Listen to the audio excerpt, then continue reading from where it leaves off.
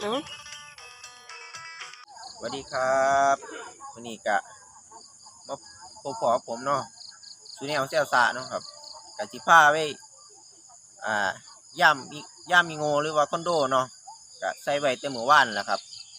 ฝนตกแห้งเนาะฝนตกเมื่อคืนว่าสิมีผลงานบ่ครับไปติดตามมันเมืองครับ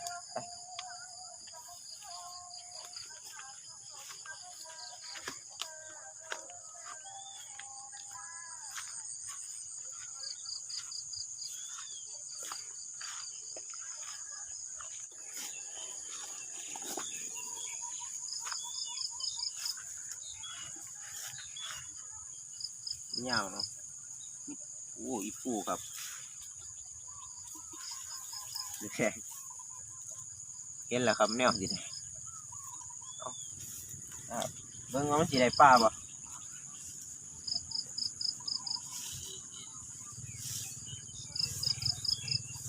ปลาบ่เดี๋ยวโอ้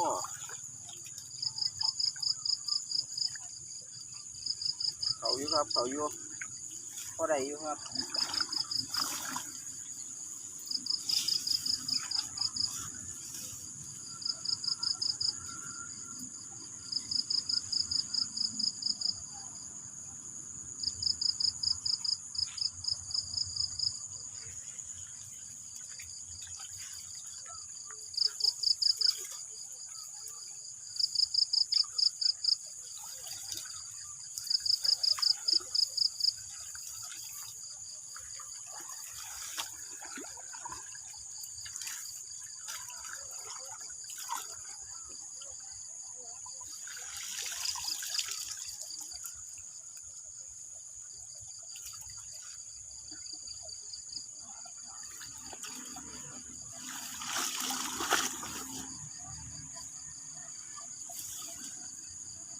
ไปครับไป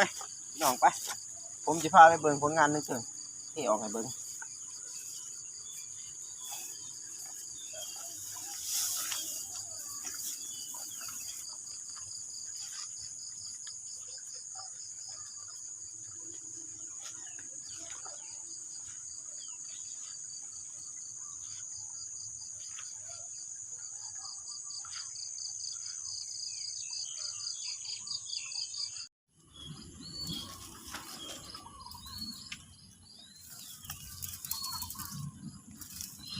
ได้หลอกไปเลยแต่กระปู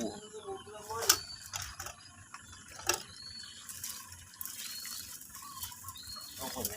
ลงไปที่ละ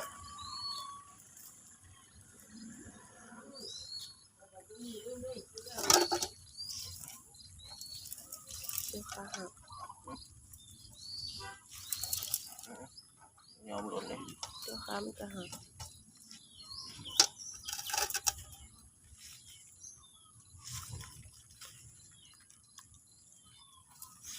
เดี๋ยวเลย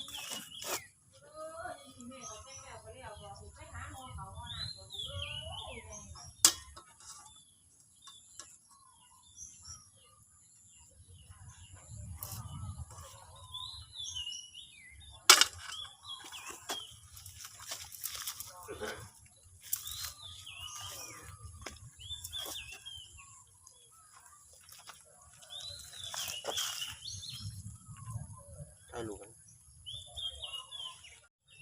เนาะ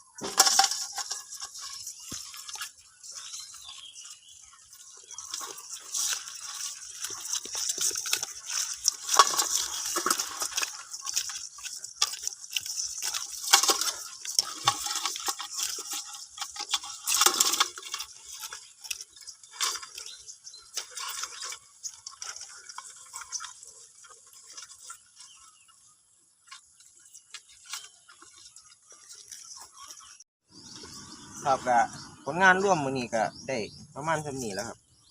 ก็เป็นปลาธรรมชาติเนาะครับมันก็บ่ได้เข้าหลายเนาะครับก็ถือว่าได้กินอยู่มื้อหนึงเนาะกับข้าวขามหนึงครับปูก็เป็นปูธรรมชาติเนาะเกิดเองโดยธรรมชาติเฮาก็ตามวิถีชีวิตของคนบ้านนอกเฮาก็สิจังซี่แหละครับใส่รอบใส่เบ็ดหาปลาครับก็ได้กับข้าวเนาะครับเนาะก็ขอบคุณหลายๆครับ